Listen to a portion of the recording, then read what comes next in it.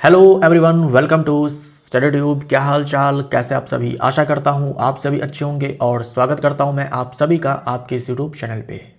आप में से जिन्होंने भी एलपी का एग्ज़ाम दे दिया है, उम्मीद करता हूँ कि आपका एग्ज़ाम बहुत ही अच्छा गया होगा और साइंस में बहुत ही अच्छा आपने स्कोर किया होगा। वैसे साइंस के सवाल जो है कम पूछे गए थे और आप में से बहुतों के मन में ये जो सवाल चल रहा है, कहीं ऐसा ना हो कि आने वाले जेई के एग्ज़ाम में भी आपसे जो है ऐसा ना हो कि 30 सवाल से कम पूछ दिया जाए, और ऐसा ना हो कि टेक्नीशियन ग्रेड 3 के एग्ज़ाम में जो 40 प्रश्न पूछे जाने हैं साइंस के, उससे कम पूछ दिया जाए। ये चीज़ नहीं हो सकता है।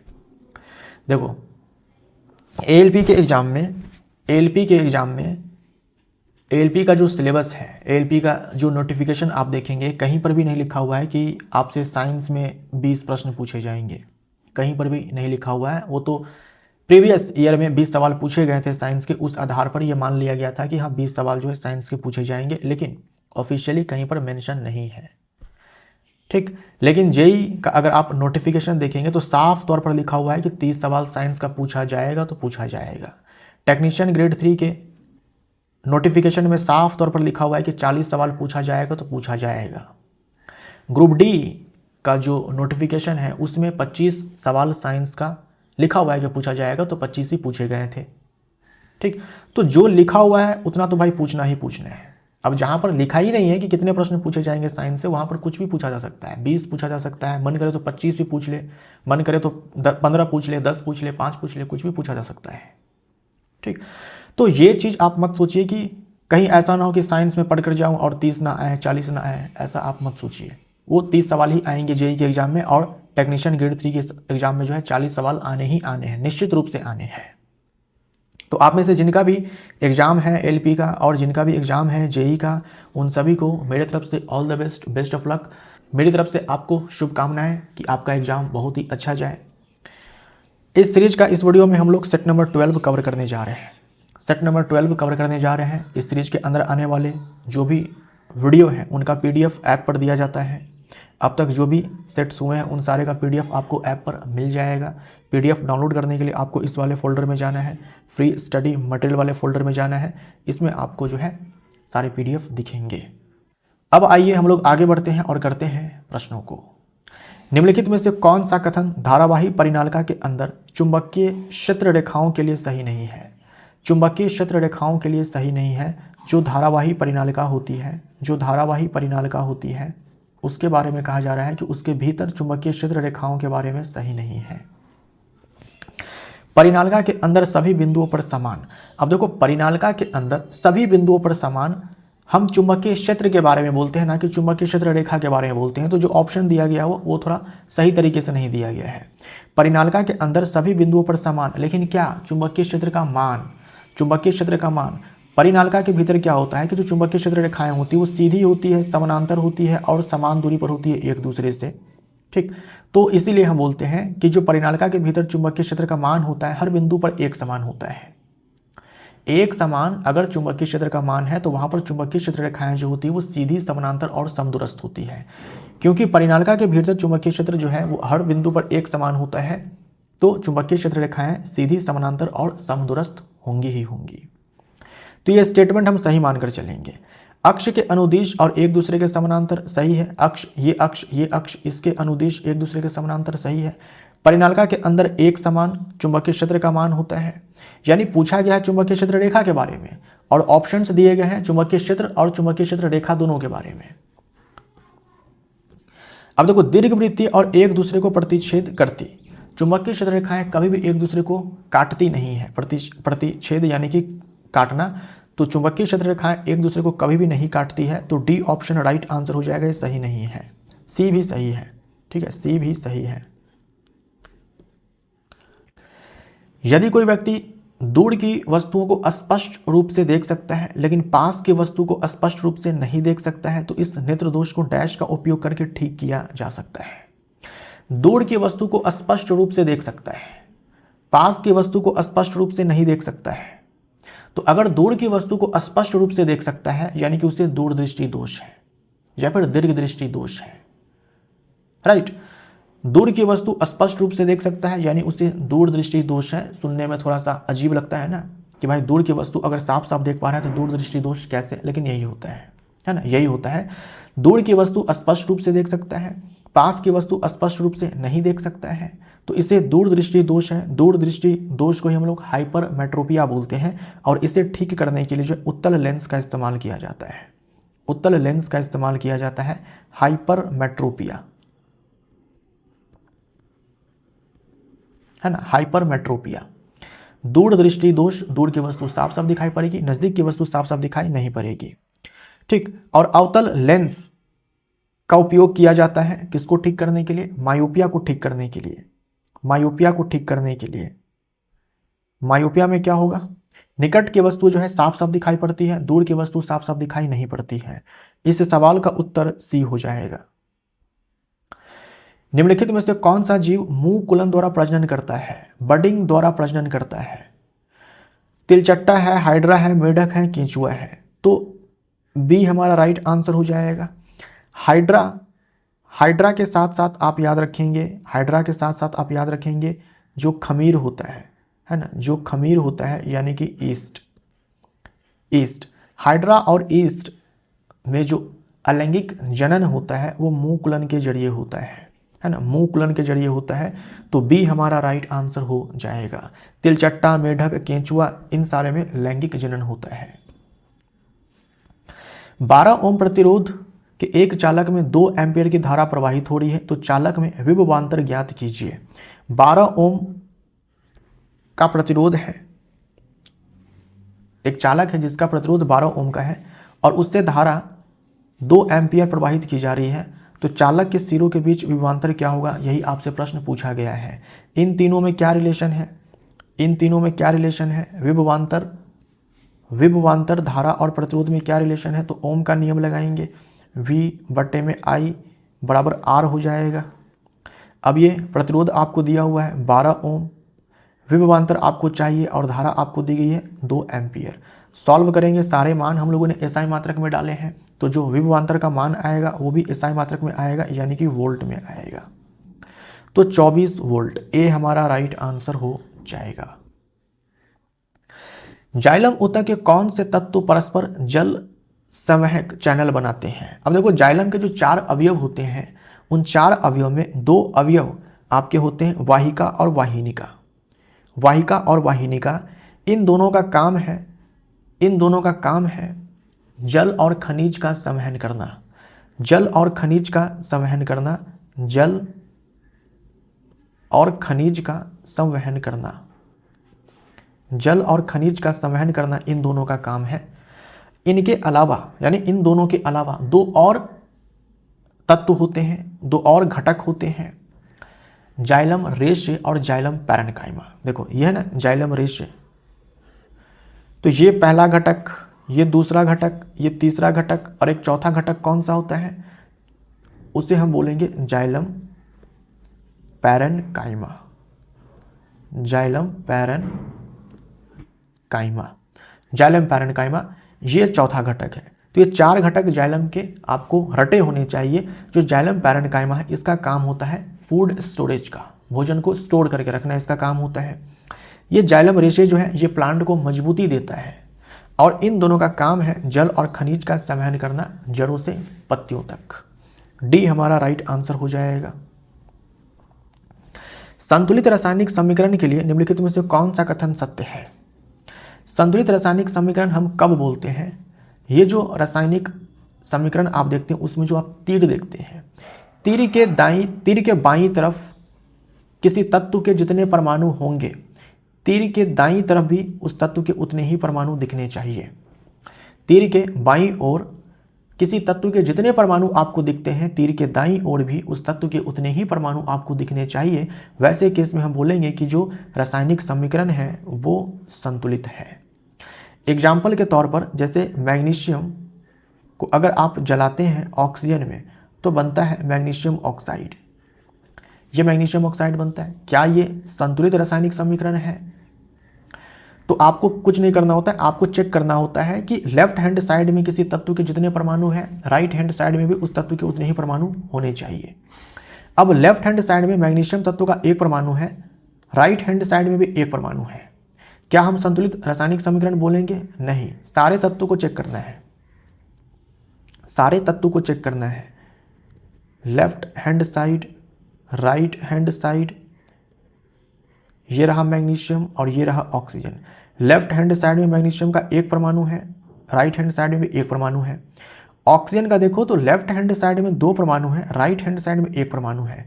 तो यहाँ पर देखो ऑक्सीजन जो है संतुलित नहीं है, तो वैसे केस में हम बोलेंगे कि नहीं, ये जो रासायनिक समीकरण है ये संतुलित नहीं है ना, ये संतुलित नहीं है।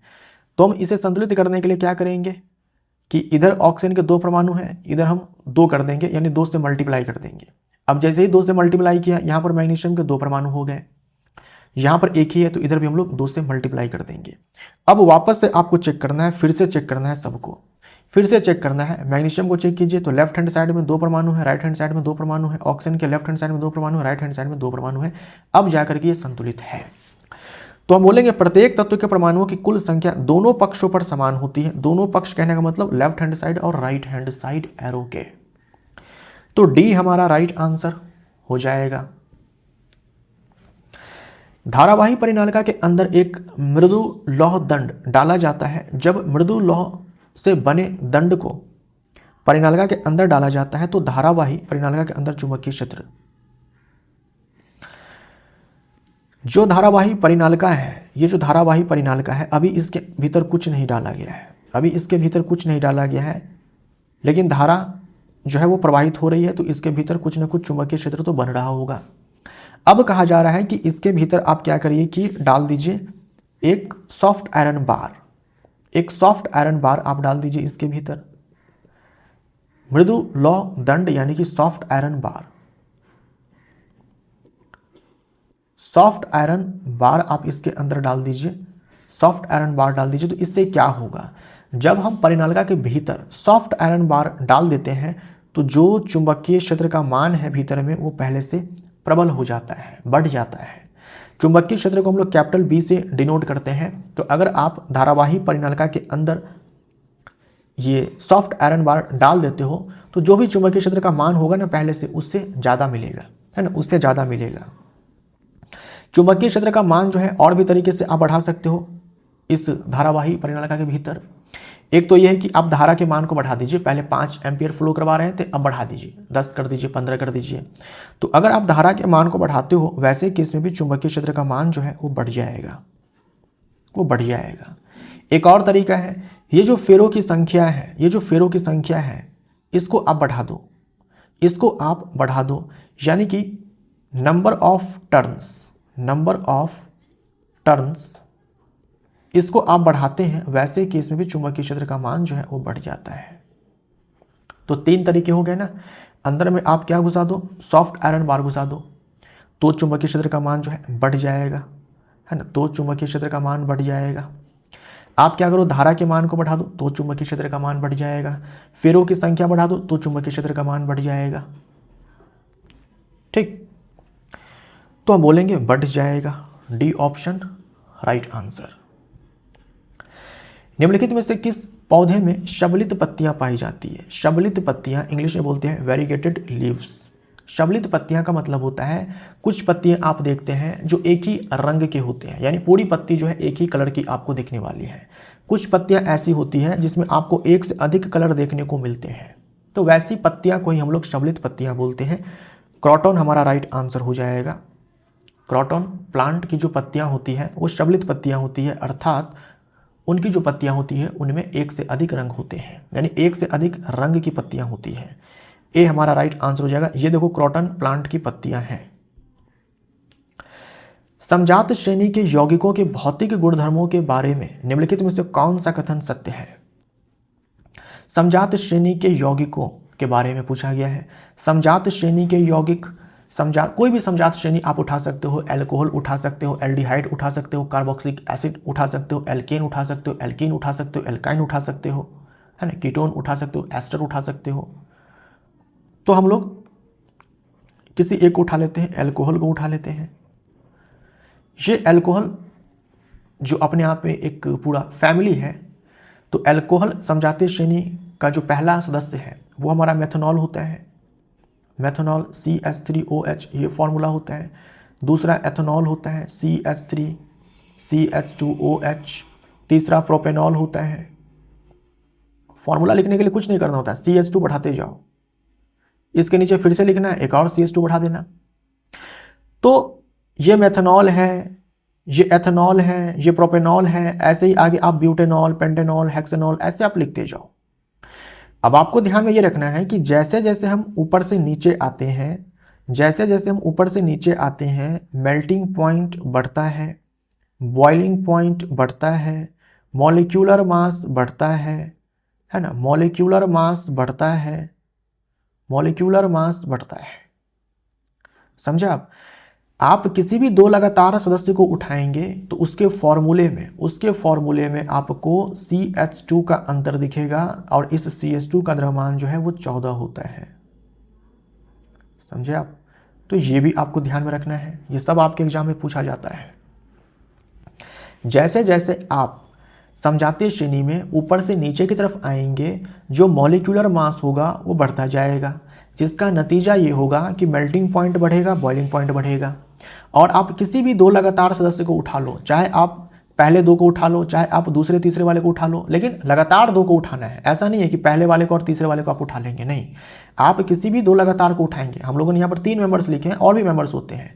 किसी भी आप दो लगातार सदस्य को उठाएंगे तो उसके फॉर्मूले में 1 कार्बन और 2 हाइड्रोजन का अंतर आपको दिखेगा, अर्थात CH2 का अंतर दिखेगा, और द्रव्यमान 14 का अंतर दिखेगा आपको।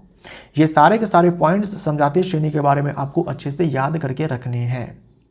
हम जो अपने दैनिक जीवन में अल्कोहल शब्द का इस्तेमाल करते हैं, वैसे जब हम अल्कोहल बोलते हैं तो अल्कोहल में कुछ भी हो सकता है, मेथनॉल हो सकता है, एथेनॉल हो सकता है, प्रोपेनॉल हो सकता है, कुछ भी हो सकता है, लेकिन सबसे ज़्यादा जो अल्कोहल यूज में आता है वो ये है, एथेनॉल है। इसीलिए जब हम अल्कोहल बोलते हैं तो हमारा ज़्यादा मतलब जो है वहाँ पर इसी एथेनॉल से होता है। शराबों में जो अल्कोहल होता है वो यही एथेनॉल होता है, गन्ने से जो अल्कोहल प्राप्त किया जाता है वो यही एथेनॉल होता है। तो हम बोलेंगे उनके गलनांक और क्वथनांक में नियमित परिवर्तन होता है ना, नियमित परिवर्तन होता है। बी हमारा राइट आंसर हो जाएगा। बाकी के सारे विकल्प गलत है, आप पढ़ करके चेक कर सकते हो, सबके सब गलत है। किसी पिंड के द्रव्यमान और भार का SI मात्रक क्रमशः क्या है? भार क्या है? भार तो बल है, भार गुरुत्वाकर्षण बल है जो पृथ्वी लगाती है किसी वस्तु के ऊपर, और इस भार को निकालने का जो सूत्र होता है वो होता है W से हम लोग भार को डिनोट करते हैं। ये होता है द्रव्यमान गुने में गुरुत्वीय त्वरण। ठीक, तो ये जो W है ये भार है, इसका SI मात्रक न्यूटन होता है, और ये जो द्रव्यमान है इसका SI मात्रक किलोग्राम होता है, और ये गुरुत्वीय त्वरण है इसका SI मात्रक मीटर पर सेकंड स्क्वायर होता है। तो पहले द्रव्यमान है, उसके बाद भार है, तो क्रमशः किलोग्राम और न्यूटन। डी हमारा राइट आंसर हो जाएगा। निम्नलिखित में से कौन सी ग्राही स्वाद की पहचान करने में मदद करती है? स्वाद की पहचान करने वाली ग्राही को हम लोग स्वादग्राही बोलते हैं या फिर रसग्राही बोलते हैं, है ना, रसग्राही बोलते हैं। बी ऑप्शन राइट आंसर हो जाएगा, रसग्राही बोलते हैं। इसका जो अंग्रेजी नाम है वो भी आप ध्यान में रखिए, गस्टेटरी रिसेप्टर बोलते हैं, है ना, गस्टेटरी रिसेप्टर्स बोलते हैं, गस्टेटरी रिसेप्टर्स बोलते हैं। ये गस्टेटरी रिसेप्टर्स जो है ये हमारे टंग में है, हमारे जीभ में है ना। ये गस्टेटरी रिसेप्टर्स कहाँ है? हमारे जीभ में है। ऐसे ही हमारे नाक में है ऑल्फैक्टरी रिसेप्टर्स, हमारे नाक में है ऑल्फैक्टरी रिसेप्टर्स, है ना, ऑल्फैक्टरी रिसेप्टर्स हैं।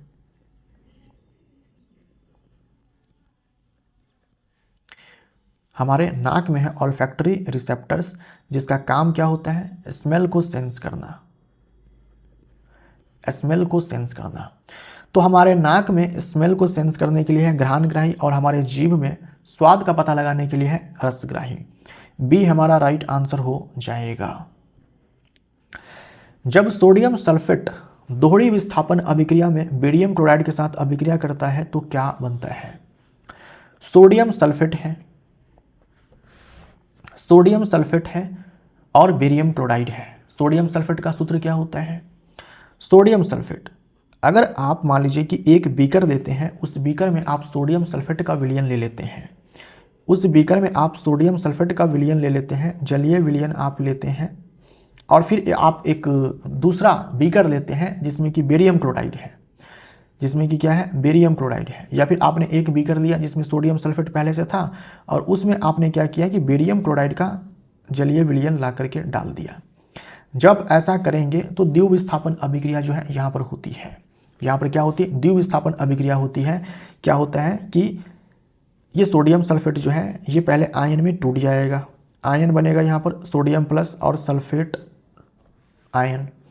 यहाँ से दो आयन हमें कौन कौन मिलेंगे, बेरियम 2 प्लस और Cl माइनस क्लोरीन आयन। अब क्या होता है कि द्विव विस्थापन अभिक्रिया अपने आप में द्विव विस्थापन अभिक्रिया में आयनों का आदान प्रदान होता है, यानी ये दोनों क्या करेंगे, अपने आयन अदल बदल लेंगे, एक्सचेंज कर लेंगे। ये जो कैटायन है ये इसके एनायन से बॉन्ड बना लेगा और बना लेगा यहाँ पर सोडियम क्लोराइड, यानी जो नमक हम लोग घर में खाते हैं वो। और वो नमक क्या होता है भाई, जल में घुलनशील होता है, ठीक। और इसका जो एनायन है वो इसके कैटायन के साथ कंबाइन करके बना लेगा बेरियम सल्फेट बना लेगा, लेकिन ये घुलनशील नहीं है, ये जल में घुलनशील नहीं है, तो ये ठोस के रूप में प्राप्त होगा, है ना, ये ठोस के रूप में प्राप्त होगा। और ये जो ठोस के रूप में प्राप्त होता है इसका कलर कैसा होता है, तो श्वेत होता है ना, श्वेत अवक्षेप यानी कि उजले रंग का जो है व्हाइट कलर का प्रेसिपिटेट बनेगा। तो ये अभिक्रिया जो है आप याद रखिएगा।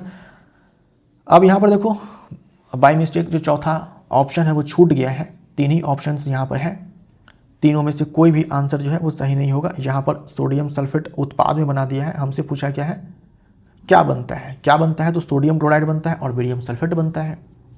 यहाँ पर सोडियम सल्फेट लिखा हुआ है, बेरियम क्लोराइड और सोडियम सल्फेट ये दोनों तो अभिकारक है, बेरियम हाइड्रोक्साइड नहीं बनेगा, सोडियम हाइड्रोक्साइड नहीं बनेगा, ना ही बेरियम क्लोराइड बनेगा।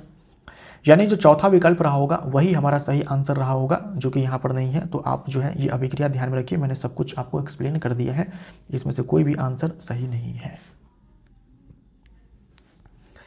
लेंस द्वारा उत्पन्न आवर्धन बिंब दूरी और प्रतिबिंब दूरी से संबंधित है। इस संबंध को किस प्रकार व्यक्त किया जाता है? तो आवर्धन सूत्र होता है प्रतिबिंब की ऊंचाई बट्टे में वस्तु की ऊंचाई, और ये बराबर होता है -v/u। लेकिन ये किसके लिए है? ये है मिरर के लिए, ये दर्पण के लिए है। लेंस के केस में ये आवर्धन बराबर होता है प्रतिबिंब की ऊंचाई वस्तु की ऊंचाई बराबर प्रतिबिंब दूरी बट्टे में वस्तु दूरी, यानी केवल माइनस का फर्क है। यहाँ पर जो माइनस लगा है लेंस में हम लोग इस माइनस को हटा देते हैं। तो लेंस के केस में पूछा है तो v/u, बी सही जवाब, बी हमारा राइट आंसर। ये टेक्नीशियन ग्रेड 3 2024 का सवाल है। निम्नलिखित में से कौन सा अणु प्रोटीन बनाने के लिए सूचना स्रोत के रूप में कार्य करता है? प्रोटीन कैसा बनेगा, कैसा बनवाना है, ये जानकारी कहाँ है? ये जानकारी डीएनए में होता है। ये जानकारी डीएनए में होता है। जो नाभिक में क्रोमोसोम है, क्रोमोसोम में डीएनए है, उस डीएनए में ही ये जानकारी जो है वो निहित है। वो जानकारी जो है डीएनए के भीतर की प्रोटीन कैसा बनाना है। अब ये जो डीएनए है ये कन्वर्ट होता है आरएनए में, ये आरएनए में कन्वर्ट होता है। फिर इस आरएनए को पढ़ करके राइबोसोम जो है प्रोटीन बनाता है ना, राइबोसोम जो है प्रोटीन बनाता है। यानी डीएनए आरएनए में कन्वर्ट होता है और आरएनए से प्रोटीन बनता है। तो डीएनए में ये सूचना जो है निहित है कि प्रोटीन कैसा बनेगा। फिर उस सूचना के आधार पर आरएनए बनता है और आरएनए से प्रोटीन बनता है। ये जो डीएनए है इसका फुल फॉर्म होता है डीऑक्सीराइबोन्यूक्लिक एसिड, डीऑक्सीराइबोन्यूक्लिक एसिड। सी हमारा राइट आंसर हो जाएगा। और इस आरएनए का फुल फॉर्म होता है राइबोन्यूक्लिक एसिड। जब वर्षा जल का पीएच मान 5.6 से नीचे चला जाता है तो इसे सामान्यतः क्या कहा जाता है? देखिए, वर्षा जल का पीएच मान अगर 5.6 से नीचे चला जाता है, अब 5.6 से नीचे कुछ भी मान हो सकता है। वर्षा जल का जो पीएच मान है वो कोई एक मान नहीं है, 5.6 से नीचे कुछ भी हो सकता है, कुछ भी वर्षा जल का pH मान जो है 5.6 से नीचे कुछ भी हो सकता है, कोई एक मान नहीं है वर्षा जल का pH का, ठीक है। 5.6 से नीचे कुछ भी हो सकता है, 5.6 से नीचे कुछ भी हो सकता है, 5.4 हो सकता है, 5.3 हो सकता है, 5 हो सकता है, 4.1 हो सकता है, कुछ भी हो सकता है। हम उस वर्षा जल को जो है अम्लीय वर्षा बोलेंगे। अगर pH मान इस मान से छोटा है तो हम उस वर्षा को अम्लीय वर्षा बोल सकते हैं। किसी परिरुद्ध द्रव्यमान के तरल पर लगने वाला दाब किस दिशा में संचारित होता है? ये पास्कल का नियम है। ये पास्कल का नियम है। पास्कल का नियम ये कहता है कि अगर आपके पास बंद बर्तन है और उसमें तरल है और तरल विराम अवस्था में है, अगर आपके पास बंद बर्तन है ना, अगर आपके पास बंद बर्तन है और उसमें तरल है और तरल जो है विराम अवस्था में है, तो आप बाहर से इस तरल पर जो दाब डालेंगे, बाहर से आप जो इस पर दाब डालेंगे, जो भी दाब आप डालेंगे, मान लीजिए कि आपने बाहर से 10 पास्कल का दाब डाला किसी एक पॉइंट पे, तो पास्कल का नियम ये कहता है कि जो आप बाहर से दाब डालेंगे वो दाब जो है द्रव के प्रत्येक बिंदु पर संचरित हो जाएगा बिना क्षय हुए। बिना क्षय हुए कहने का मतलब ये हुआ कि आप जहाँ पर दाब डालेंगे वहाँ पर भी 10 पास्कल का दाब बढ़ेगा और बिना वो 10 पास्कल से दाब कम हुए द्रव के प्रत्येक बिंदु पर वो दाब बढ़ जाएगा, उतनी से ही बढ़ जाएगा, 10 पास्कल से ही बढ़ जाएगा। ऐसा नहीं होगा कि कहीं पर ज़्यादा बढ़ेगा कहीं पर कम बढ़ेगा, ऐसा नहीं होगा। द्रव के प्रत्येक बिंदु पर, द्रव के भीतर प्रत्येक बिंदु पर दाब जो है पहले से 10 पास्कल से बढ़ जाएगा। ये पास्कल का नियम है, ठीक है, ये पास्कल का नियम है। ये अगर आप ग्रेविटेशन चैप्टर पढ़ेंगे एनसीईआरटी क्लास 9th में जो है, उसमें पास्कल का नियम करके कोई टॉपिक नहीं है, लेकिन एक लाइन आपको जरूर दिखेगा जो ये है, दिया हुआ है ना। पास्कल्स लॉ लिख करके कहीं पर भी आपको नहीं मिलेगा, लेकिन पास्कल का नियम जो है एक लाइन टिपा गया है। तो सभी दिशाओं में बिना घटे, है ना, सभी दिशाओं में बिना घटे या बिना क्षय के जो दाब है वो संचरित हो जाता है, ठीक। ये हमारा राइट आंसर हो जाएगा। निम्नलिखित में से किस जीव में पुनर्जनन की क्षमता होती है? किस जीव में पुनर्जनन की क्षमता होती है? पुनर्जनन की क्षमता होती है, इसके लिए आप 2 जीव का नाम याद रखेंगे, आपके एग्जाम में इन्हीं 2 के बारे में पूछा जाता है। एक तो है प्लेनेरिया और दूसरा है हाइड्रा।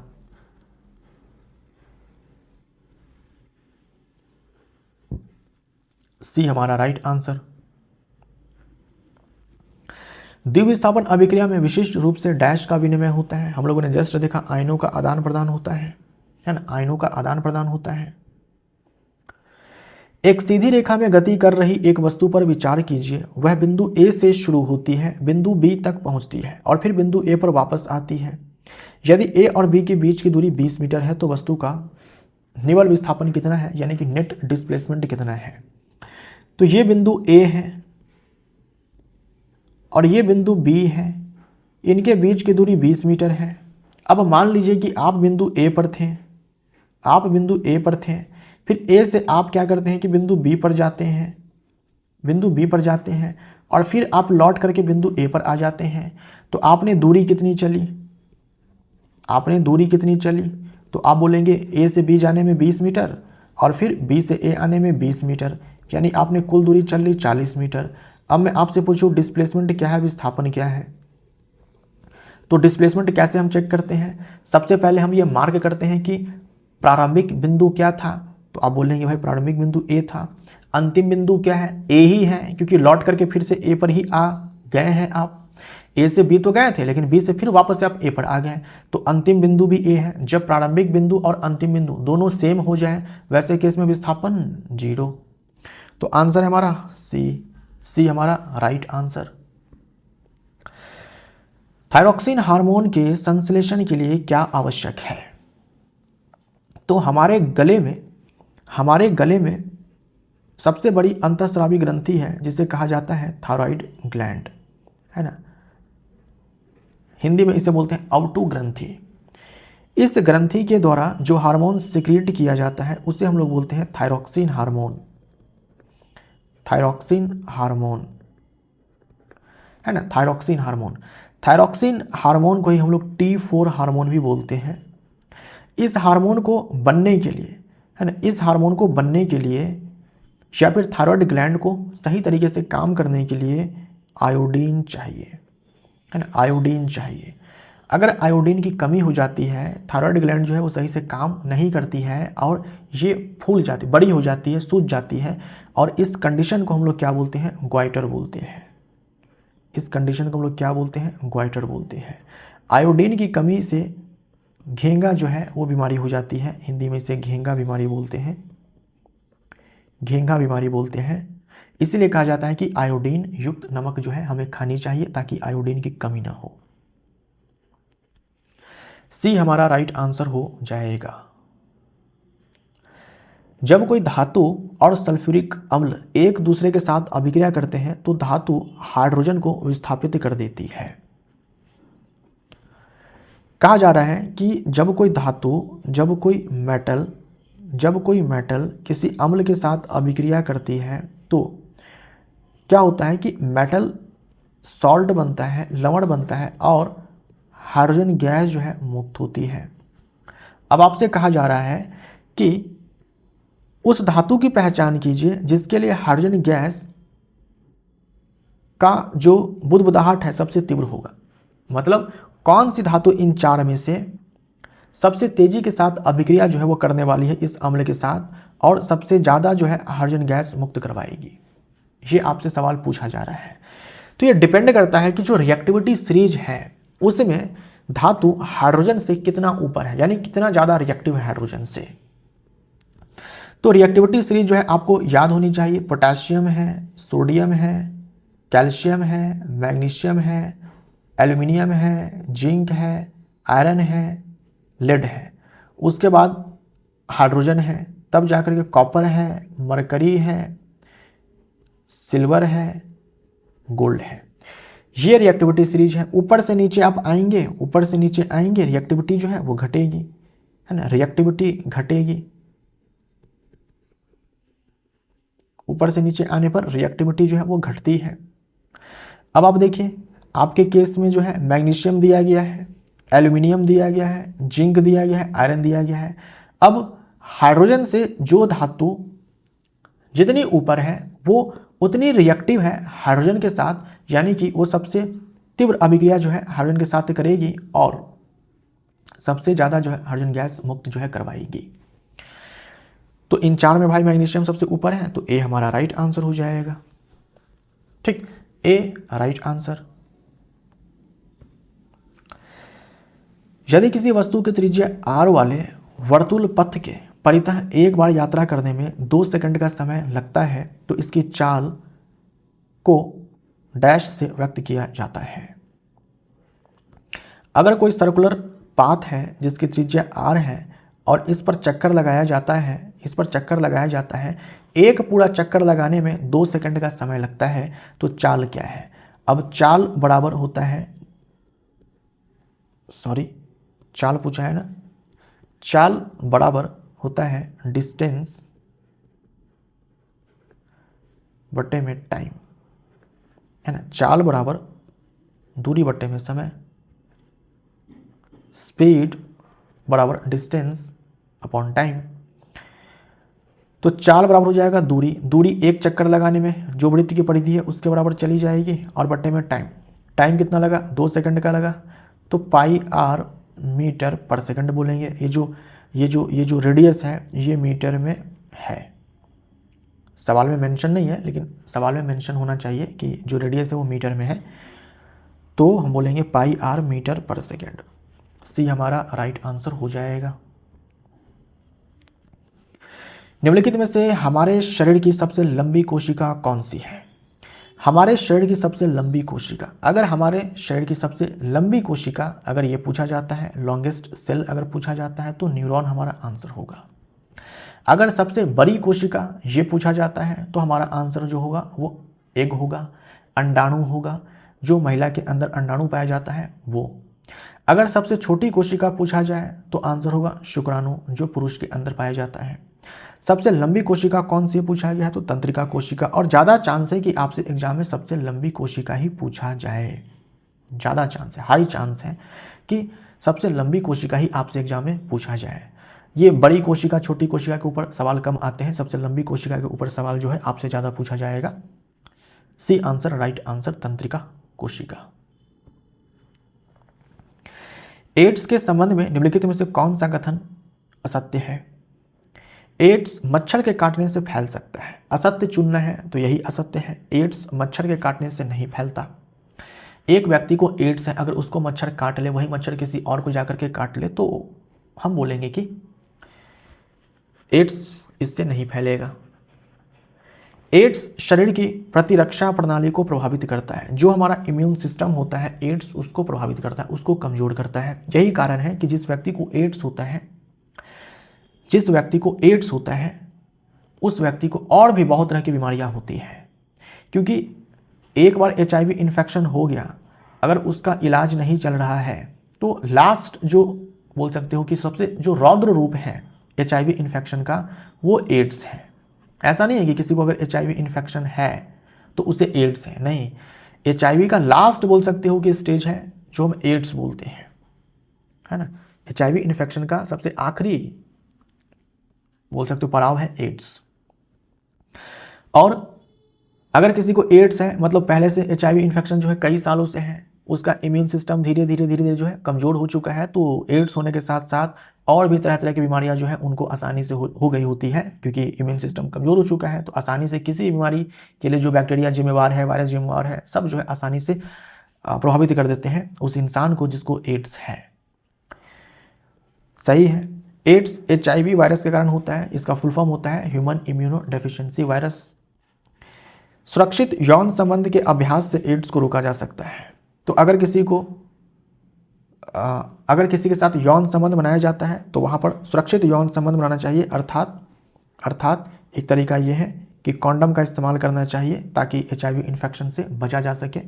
ठीक, तो ए हमारा राइट आंसर हो जाएगा। B, C, D जो है ये एड्स के ऊपर जो है सबके सब सही बात है, और ए जो है गलत है, तो ए हमारा राइट आंसर। एक छात्रा की नेत्र क्षमता -0.5 डायोप्टर है। इस दोष को दूर करने के लिए उसे किस फोकस दूरी और किस प्रकार के लेंस के चश्मों का उपयोग करना चाहिए? तो पावर दिया गया है, हमसे फोकल लेंथ पूछा गया है, तो फोकल लेंथ बराबर होता है 1/पावर 1/पावर 1 में पावर है -0.5 तो हो जाएगा -2 मीटर। और फोकल लेंथ ऋणात्मक कॉनकेव का होता है, ठीक, और धनात्मक कॉन्वेक्स का होता है। कॉन्वेक्स बोले तो उत्तल, तो हम बोलेंगे -2 मीटर अवतल लेंस, -2 मीटर अवतल लेंस। ए हमारा राइट आंसर हो जाएगा। जैसे ही आपने देखा कि पावर जो है, शक्ति जो है, क्षमता जो है वो ऋणात्मक है, तो निश्चित ही जो फोकस दूरी होगी वो भी ऋणात्मक ही होगी। तो दो ऑप्शंस आप ऐसे ही काट सकते थे धनात्मक वाले को। ठीक, उसके बाद सॉल्व करते हैं, आपको दिख जाता है कि भाई 2 मीटर है, तो ए हमारा आंसर हो जाता, यानी ये विकल्प भी कट जाता। निम्नलिखित में से कौन सा हार्मोन सभी अंगों के विकास को उद्दीपित करता है? तो हमारे मस्तिष्क में है पिट्यूटरी ग्लैंड। ये जो पीयूष ग्रंथि है, ये जो पिट्यूटरी ग्लैंड है, हमारे मस्तिष्क में जो पिट्यूटरी ग्लैंड है, इसके द्वारा हार्मोन सिक्रेट किया जाता है जिसे कहा जाता है ग्रोथ हार्मोन, वृद्धि हार्मोन, जो हमारे पूरे शरीर के वृद्धि और विकास को रेगुलेट करता है। हमारे पूरे शरीर के वृद्धि और विकास को, हमारे पूरे शरीर को, है ना, बॉडी में जितने भी ऑर्गन्स हैं सबके वृद्धि और विकास के लिए ये हार्मोन जिम्मेवार है। अगर किसी के बॉडी में इस हार्मोन की कमी हो जाती है तो फिर उसका बॉडी जो है वो अच्छे से ग्रो नहीं कर पाएगा। तो पिट्यूटरी ग्लैंड का ये हार्मोन है वृद्धि हार्मोन। ये जो इंसुलिन है और ग्लूकागन है, ये कौन से ग्रंथि के दोनों हार्मोन है? ये अग्नाशय के हार्मोन है ना, अग्नाशय के हार्मोन है, यानी कि पैनक्रियाज के हार्मोन है। और ये जो एड्रेनलिन हार्मोन है, ये एड्रिनल ग्लैंड का हार्मोन है, एड्रिनल ग्लैंड का हार्मोन है। ये एड्रिनल ग्लैंड जो है हमारे बॉडी में 2 है संख्या में, दोनों किडनी के ऊपर एक एक आपको ये ग्लैंड जो है दिखती है ना। हिंदी में बोलते हैं अधिवृक्क ग्रंथि, है ना, अधिवृक्क ग्रंथि।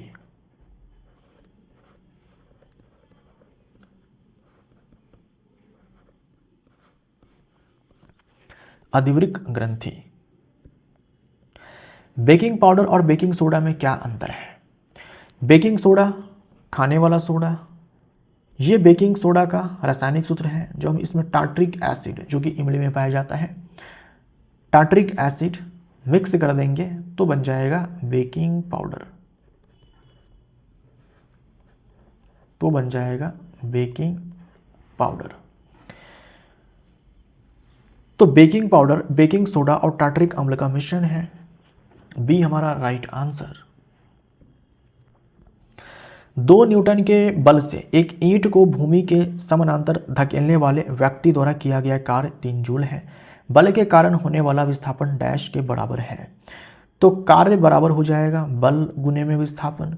कार्य हमारा 3 जूल है, बल 2 न्यूटन का लगाया गया है, विस्थापन आपसे पूछा गया है, तो विस्थापन हो जाएगा 1.5 मीटर। राइट। तो 2 न्यूटन के बल से ईंट को 1.5 मीटर विस्थापित करने के लिए 3 जूल कार्य किया जाएगा। निम्नलिखित विकल्पों में से उस विकल्प का चयन कीजिए जो सभी जैव निम्नीकरणीय योग्य सामग्री को दर्शाता है। यानी कि बायोडिग्रेडेबल सब्सटेंस है सारे के सारे। देखो यहाँ पर कांच की बोतल है, कांच बायोडिग्रेडेबल नहीं है। दूध का पैकेट बायोडिग्रेडेबल नहीं है, तो ये विकल्प नहीं होगा आंसर।